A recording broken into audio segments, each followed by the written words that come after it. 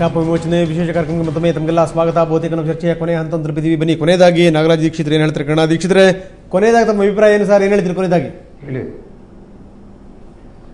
ನಮ್ಮ ಚಾಮರಾಜನಗರಕ್ಕೆ ಬಂದ್ರೆ ಅಧಿಕಾರ ಹೋಗ್ತದೆ ಅಂತಕ್ಕಂಥದ್ದು ಒಂದು ಮೂಢನಂಬಿಕೆ. ಮೂಲ ನಂಬಿಕೆ. ಅಧಿಕಾರ ಶಾಶ್ವತನೇ ಅಲ್ಲ. ಅದರಿಂದ ನಮ್ಗೆ ಯಾವಾಗ ಅಧಿಕಾರ ಇರ್ತದೆ ಆ ಒಂದು ಕ್ಷೇತ್ರಕ್ಕೆ ನಾವು ನಮ್ಮ ಕೈಲಾಗ್ತಕ್ಕಂಥ ಏನು ನಮ್ಮ ಜವಾಬ್ದಾರಿ ಇದೆ ಅದನ್ನ ಮಾಡ್ತಕ್ಕಂಥದ್ದು ಒಂದು ಉತ್ತಮ ಕಾರ್ಯ. ಮತ್ತೆ ನಮ್ಮ ಚಾಮರಾಜನಗರಕ್ಕೆ ಈಗ ತಂದಿರತಕ್ಕಂಥ ಕಳಂಕನ ಇದು ಮುಂದೆ ಒರೆಸಬಾರ್ದು. ಮತ್ತೆ ನಮ್ಮ ಚಾಮರಾಜನಗರಕ್ಕೆ ಒಂದು ಪವಿತ್ರ ಕ್ಷೇತ್ರ ಅಂತಕ್ಕಂಥದ್ದು ತಮ್ಗೆಲ್ಲರೂ ತಿಳಿದಕ್ಕಂಥ ವಿಚಾರ. ತಾವು ಈಗಾಗಲೇ ಹೇಳಿದ್ರಿ, ನಮ್ಮ ಚಾಮರಾಜನಗರ 100 ವರ್ಷಗಳ ಕಾಲ ಅತ್ಯಂತ ವಿಜೃಂಭಣೆಯಿಂದ ಮೆರೆದಿರ್ತಕ್ಕಂಥ ದೇವಸ್ಥಾನ. ಆನೆ ಕೂಡ ಇತ್ತು ನಮ್ಮ ದೇವಸ್ಥಾನಕ್ಕೆ ಅಂತಂದ್ರೆ, ಬೆಳ್ಳಿ ಬೆಂದಿಗೆನಲ್ಲಿ ದಿನ ಅಗ್ರೋತ್ಕ ಬಂದು ಅಭಿಷೇಕ ಆಗ್ತಿತ್ತು ಅಂತಂದ್ರೆ ಎಂತ ವೈಭವದಿಂದ ಇತ್ತು ಅಂತ ತಾವು ಕಾಣ್ಬೋದು. ಅದರಿಂದ ಈ ಅಧಿಕಾರ ಹೋಗ್ತದೆ ಅಂತಕ್ಕಂಥದ್ದು ಒಂದು ಮೂಢನಂಬಿಕೆ ಹೊರತು ಮೂಲ ನಂಬಿಕೆ ಅಲ್ಲ ಅಂತಕ್ಕಂಥ ವಿಚಾರ ನಾನು ತಮ್ಗೆ ಹೇಳ್ತಾ ಇದ್ದೇನೆ. Yes sir, yes sir. So ಸ್ವಾಮಿಯವರೇ, ಶೆಟ್ಟರ್ ಮಾತನ್ನು ನಾವು ಖಂಡಿತ ಎತ್ತಿ ಹಿಡಿಬೇಕು. ಯಾಕೆಂದರೆ ಅವರು ಬಹಳ ಸ್ಪಷ್ಟವಾಗಿ ಹೇಳಿದ್ದಾರೆ, ಒಬ್ಬ ಮುಖ್ಯಮಂತ್ರಿ ಆದವನು ಎಲ್ಲ ಜಿಲ್ಲೆಗೂ ಹೋಗಬೇಕಾಗತ್ತೆ, ಕರ್ತವ್ಯ ದೃಷ್ಟಿಯಿಂದ ನಾನು ಹೋಗ್ತಾ ಇದ್ದೀನಿ, ಇದು ಹೋದರೆ ಕೆಟ್ಟದ್ದಾಗುತ್ತೆ ಒಳ್ಳೆಯದಾಗುತ್ತೆ, ಇದಕ್ಕೂ ನನಗೂ ಸಂಬಂಧ ಇಲ್ಲ. ಅಂದರೆ ವೈಯಕ್ತಿಕವಾಗಿ ಶೆಟ್ಟರು ಅಲ್ಲದೆ ಒಂದು ಮುಖ್ಯಮಂತ್ರಿಯಾಗಿ ಒಂದು ಜವಾಬ್ದಾರಿ ಮಾತಾಡಿದ್ದಾರೆ. ಬಹುಶಃ ಮಿಕ್ಕ ಮುಂದೆ ಬರ್ತಕ್ಕಂಥವ್ರು ಅವರೇ ಆಗಲಿ ಇನ್ಯಾರೇ ಆಗಲಿ ಅದನ್ನು ಮನಸ್ಸಲ್ಲಿ ಇಟ್ಕೊಳ್ಳೋದು ಒಳ್ಳೆಯದು.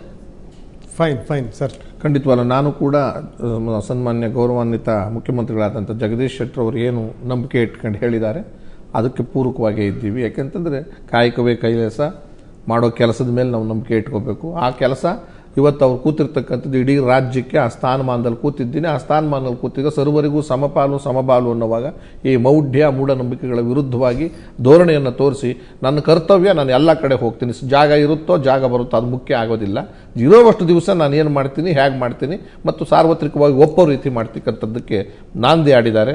ಆ ದೃಷ್ಟಿಯಿಂದ ನನಗೆ ತಿಳಿತದೆ ಇದೇ ಅವರಿಗೆ ಒಂದು ಕಾರಣ ಆಗುತ್ತೆ. ಈ ಥರ ಹೋಗೋದ್ರಿಂದ ಮತ್ತೆ ಮುಖ್ಯಮಂತ್ರಿ ಆಗ್ತಾನೆ ಅಂತ ಮುಂದೆ ಮುಖ್ಯಮಂತ್ರಿ ಆಗೋ ಚಾನ್ಸ್ ಇದೆ. ಆಗೋಗ್ಬಿಟ್ರೆ ಈ ನಂಬಿಕೆನೂ ಹೊರಟೋಗುತ್ತೆ. ಹೌದು, ಯಾವ ಈ ನಂಬಿಕೆ ಎಲ್ಲ ಬಿಟ್ಟವ್ರು ಮಾತ್ರ ಇನ್ನೊಂದೇನಾದ್ರೂ ಒಂದು ನಿರೀಕ್ಷೆ ಮಾಡಬಹುದು ಅಂತ ನಮ್ಮ ಜನನಾಯಕರುಗಳಿಂದ. ಏನಂದ್ರೆ ಯಾರಾದ್ರೂ ಒಬ್ಬ ಗೆದ್ದಿರುವಂತ ಒಬ್ಬ ಆಗ್ತಿರುವಂತ ಒಬ್ಬ ಮುಖ್ಯಮಂತ್ರಿ ಇಂಥ ಮೌಢ್ಯಗಳನ್ನು ನಾವು ತೊಡಿಬೇಕು ಅಂತ ಹೇಳಿ ಅಲ್ಲಿಂದೇ ಪ್ರಮಾಣವಚನ ಸ್ವೀಕರಿಸುವಂತದ್ದು ಒಂದು ಪ್ರಕ್ರಿಯೆ ಆಗ್ಬೋದು, ಅಥವಾ ಪ್ರಮಾಣವಚನ ಸ್ವೀಕರಿಸಿದ ಮರುಕ್ಷಣನೇ ಹೋಗುವಂತದ್ದಾಗ್ಬೋದು.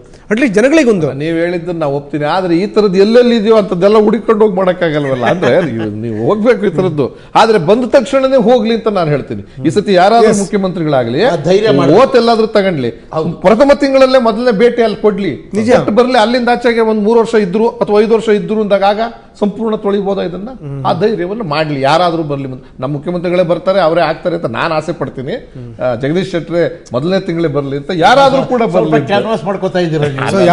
ಯಾವ ಮುಖ್ಯಮಂತ್ರಿ ಧೈರ್ಯ ಇದೆ, ಯಾವ ಮುಖ್ಯಮಂತ್ರಿಗಳು ಹೋಗಿದ್ರು ಶಾಶ್ವತ ಮುಖ್ಯಮಂತ್ರಿಗಳಂತ ಹೋಗೇ ಹೋಗ್ತಾರೆ. ನಾನು ಯಾವಾಗ ಹೋಗ್ತೀನಿ, ಏನು ಯೋಚನೆ ಇಲ್ಲ ಸರ್. ಅವ್ರು ಸತ್ಯವಾದ ವಿಷಯ ಒಪ್ಕೋಬೇಕಾದ. ಹೌದು, ನಮ್ಮ ಅಧಿಕಾರವನ್ನಾಗಲಿ, ನಮ್ಮ ಸಂಪಾದನೆಯನ್ನಾಗಲಿ, ನಮ್ಮ ಲೌಕಿಕ ಜಗತ್ತಿನ ಆಕರ್ಷಣೆಗಳನ್ನಾಗಲಿ ನಾವು ಯಾವುದೋ ಒಂದು ಬಂಗ್ಲೆ ಮೇಲೋ ಯಾವುದೋ ಒಂದು ಯಾರೋ ಹಾಕಿದ ಒಂದು ದರಿದ್ರ ಅನುಭವದ ಮೇಲೋ ನಾವೆಲ್ಲ ಅವಲಂಬಿಸಬಾರ್ದು. ನಮಗೆ ಬೇಕಾದ್ದು ನಾವು ಏನು ಮಾಡ್ತೀವಿ ಅದರ ಫಲವನ್ನು ಮಾತ್ರ ನಾವು ನಿರೀಕ್ಷೆ ಮಾಡಬೇಕಷ್ಟೇ. ಫಲಾಪೇಕ್ಷೆ ಇಲ್ಲದೆ ಯಾವ ಕೆಲಸನೂ ನಡೆಯಲ್ಲ. ಆದ್ದರಿಂದ ಇಲ್ಲಿ ನಾವು ಮುಖ್ಯಮಂತ್ರಿಯಾಗಿ ಮುಂದುವರಿಯೋದಕ್ಕೆ ಏನು ಬೇಕೋ ಅದನ್ನು ಅವರು ಮಾಡಿದ್ದಾರೆ. ಅದಕ್ಕೆ ತಕ್ಕಂತೆ ಎಲ್ಲ ಜಿಲ್ಲೆಗೂ ಹೋಗುವಂತೆ ಹೋಗ್ತಿದ್ದಾರೆ. ಅದರ ಫಲ ಏನಾರಾಗಲಿ ಅದು ಗೀತೆಯಲ್ಲಿ ಹೇಳಿದಾಗೆ ಕರ್ಮಣ್ಯವಾಧಿಕಾರಸ್ಥೆ ಮಾ ಫಲೇಶು ಕದಾಚನ. ಅವರಿವತ್ತು ಹೋಗದಿದ್ದರೂ ಮೂರ್ತಿಗಳ ಮೇಲೆ ಕೆಳಗಿಳಿತಿದ್ರು, ಹೋದರೂ ಇಳಿತಾರೆ.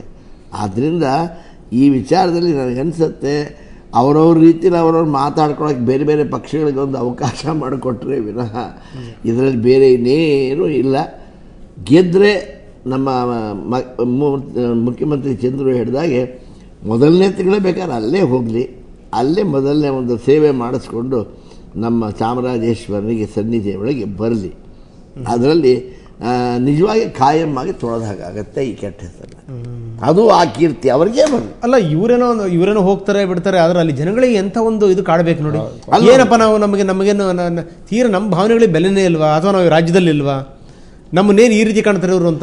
ಹಾಗಾದ್ರೆ ಚಾಮರಾಜನಗರ ಕೆಟ್ಟದ್ದು ಅದು ತಮಿಳ್ನಾಡಿಗೆ ಕೊಟ್ಬಿಡಿ, ಬೆಳಗಾವಿ ಮಹಾರಾಷ್ಟ್ರ ಕೇಳುತ್ತೆ ಅವರಿಗೆ ಕೊಟ್ಬಿಡಿ, ಎಲ್ಲ ಕೊಟ್ಬಿಡಿ, ಹಂಚ್ಬಿಡಿ ಅಂತ ಕಡೆ. ಇಲ್ಲ ಆ ರೀತಿ ಎಲ್ಲೆಲ್ಲಿ ಹೋಗಕ್ಕೆ ಸಾಧ್ಯ ಅಷ್ಟು ಮಾತ್ರ ಇಟ್ಕೊಳ್ಳಿ ಅಂತ ಅಷ್ಟೇ. ಇಲ್ಲ ಆ ರೀತಿಯ ಧೋರಣೆಗಳಿಂದ ಸಾಮಾನ್ಯ ಜನಗಳ ಮನಸ್ಸಲ್ಲಿ ಎಷ್ಟು ತೀವ್ರವಾದಂಥ ಅದೇ. ಒತ್ತಡ ಬರುತ್ತೆ ಅನ್ನೋದನ್ನ ಅಧಿಕಾರದಲ್ಲಿರೋರು ರಾಜಕಾರಣಿಗಳಾಗಲಿ ದೊಡ್ಡವರಾಗಲಿ ತಿಳ್ಕೊಬೇಕು ಯಾವಾಗಲೂ. ನಿಜ ನಿಜ ಒಂದು ಮಾತಾಡಿದ್ರೆ ಆ ಮಾತಲ್ಲೇ ಸುಖ ಸಿಕ್ಕಬೇಕು ಜನಗಳಿಗೆ.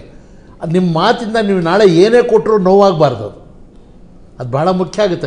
ಅಲ್ಲ, ನಾವು ನೀವೆಲ್ಲ ಸೇರಿ ಚಾಮರಾಜನಗರದ ಇಡೀ ಜನಾಂಗಕ್ಕೆ ಒಂದು ಧೈರ್ಯ, ನೈತಿಕ ಬೆಂಬಲವನ್ನು ಕೊಡಬೇಕಾಗಿದೆ. ಇಂಥದ್ದು ಅಗತ್ಯ ಇಲ್ಲ. ನೀವು ಎಲ್ಲರೂ ಮನುಷ್ಯರು. ಸಾವು ಮತ್ತು ಹುಟ್ಟು ಹೇಗೆ ನಿಗೂಢವಾಗಿದೆಯೋ ಹಾಗೆ ಬೇಕಾದಷ್ಟು ಕೆಲಸಗಳು ನಿಗೂಢವಾಗಿರ್ತವೆ. ಏನು ಅರ್ಥ ಕಲಿಸ್ಬೇಕಾದ ಫಲಿತಾಂಶ ಏನೇ ಆದರೂ ಅವ್ರು ಎದೆಗುಂದಬೇಕಾಗಿ ನಾವಿದ್ದೀವಿ. ನನ್ನ ಆಶಯ ಅಷ್ಟೇ ಸರ್, ನಮಗೆ ಸರ್ವತೋಮುಖವಾಗಿ ಎಲ್ಲ ಕಡೆಯೂ ಒಂದೇ ಭಾವನೆ ಇದೆ ಅನ್ನೋದನ್ನು ಒಬ್ಬ ನಾಡಿನ ಪ್ರಥಮ ಪ್ರಜೆಯಾಗಿ ಮುಖ್ಯಮಂತ್ರಿ ಶಾಸಕಾಂಗದ ನಾಯಕರಾಗಿ ಮಾಡಬೇಕಾದ ಕರ್ತವ್ಯ ಅವ್ರು ಮಾಡಿದ್ದಾರೆ. ಇದು ಮಿಕ್ಕವರಿಗೆ ಆದರ್ಶವಾಗಲಿ. ನಿಜ. ಮೊದಲನೇದು ಅದು ಚಾಮರಾಜನಗರಕ್ಕೆ ಸೀಮಿತವಾಗಿರಬೇಕು ಅಂತ ಏನಿಲ್ಲ ನಾನು ಹೇಳೋದು. ಅದು ಮಾಡಿದ್ರೆ ಹೋಗುತ್ತೆ, ಇದು ಮಾಡಿದ್ರೆ ಹೋಗುತ್ತೆ, ನನಗೆ ವಾಸ್ತು ಗೀಸ್ತು ಇವೆಲ್ಲ ಕೈ ಬಿಟ್ಬಿಟ್ಟು ಕೆಲಸ ಮಾಡಿ ಸೀಟ್ ಉಳಿಸ್ಕೊಳ್ಳಿ. ನಿಜ ನಿಜ ಸರ್, ನಿಜ. ಒಳ್ಳೆ ಮಾತು ಹೇಳಿದ್ರಿ. ನಾಗರಾಜ್ ದೀಕ್ಷಿತ್ರೆ ಇಲ್ಲಿ ತನಕ ಸಾಕಷ್ಟು ಮಾತಾಡಿದ್ರಿ. ತಮಗೆ ಧನ್ಯವಾದ. Thank you very much. ಅದೇ ರೀತಿ ಸ್ವಾಮಿಗಳೇ, ಚಂದ್ರು ಅವರೇ ಮತ್ತು ಶ್ರೇಣಿಯವರು ಇಲ್ಲಿ ತನಕ ಸಾಕಷ್ಟು ಮಾತಾಡಿದ್ರಿ. ತಮ್ಮವ್ರಿಗೂ ಕೂಡ ಧನ್ಯವಾದ sir. Thank you very much. ನಮಸ್ಕಾರ. ಈ ಬುದ್ಧಿಯಲ್ಲಿ ಕತ್ತಲು ಅನ್ನುವಂಥದ್ದು ಆವರಿಸಿದಾಗ ಜನ ಹಿಂಗೆ, ಯಾಕಂದರೆ ನಾವೆಲ್ಲಿಂದ ಬಂದ್ವಿ, ಜನರ ಸೇವೆಯೇ ಸಮಾಜ ಸೇವೆಯೇ ನಮ್ಮ ಗುರಿ ಅಂತ ಭಾವಿಸ್ತವ್ರು ಯಾರೂ ಕೂಡ ಈ ರೀತಿ ಯೋಚನೆ ಮಾಡಲ್ಲ. ಬುದ್ಧಿಮಟ್ಟ ಯಾರಿಗೆ ಕಡಿಮೆ ಇರುತ್ತೋ ಅಂಥವ್ರು ಮಾತ್ರ ಈ ರೀತಿ ಯೋಚನೆ ಮಾಡಿ ಸಾಧ್ಯ. ಇನ್ನಾದರೂ ಆ ದರಿದ್ರತನ ಏನಿದೆ, ಅದು ಬೌದ್ಧಿಕ ದಾರಿದ್ರ್ಯ ಏನಿದೆ ಅದು ದೂರ ಆಗಲಿ. ನಮ್ಮ ನಾಯಕರುಗಳಿಗೆ ಒಂದಿಷ್ಟು ಚಾಮರಾಜನಗರಕ್ಕೆ ಹೋಗುವಂಥ ದಾರಿ ಗೊತ್ತಾಗಲಿ ಅಂತ. ಚಾಮರಾಜನಗರ ಜನರು ಕೂಡ ತಲೆಕೆಡಿಸ್ಕೊಳ್ಳೋ ಅಗತ್ಯ ಇಲ್ಲ.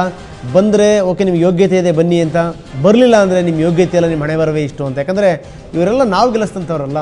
ನಾವು ಹೇಗಿರ್ತೀವೋ ನಮ್ಮ ಜನಪ್ರತಿನಿಧಿಗಳು ಕೂಡ ಅದೇ ರೀತಿ ಇರ್ತಾರೆ. ಹೀಗಾಗಿ ಏನಂದರೆ ಯಾರು ಬರಲ್ವೋ ಅಂಥವ್ರಿಗೆ ಜನರೇ ಬುದ್ಧಿ ಕಲಿಸಬೇಕು. ಆಗ ಮಾತ್ರ ಇಂಥ ವಿಚಾರಗಳು ಇವರಿಂದ ದೂರ ಓಡಲಿಕ್ಕೆ ಸಾಧ್ಯ. ಅದಾಗಲಿ ಅಂತ ಆಶಿಸ್ತಾ ಈ ವಿಶೇಷ ಕಾರ್ಯಕ್ರಮ ಮುಗಿಸ್ತಾ ಇದ್ದೀನಿ. ನಮಸ್ಕಾರ.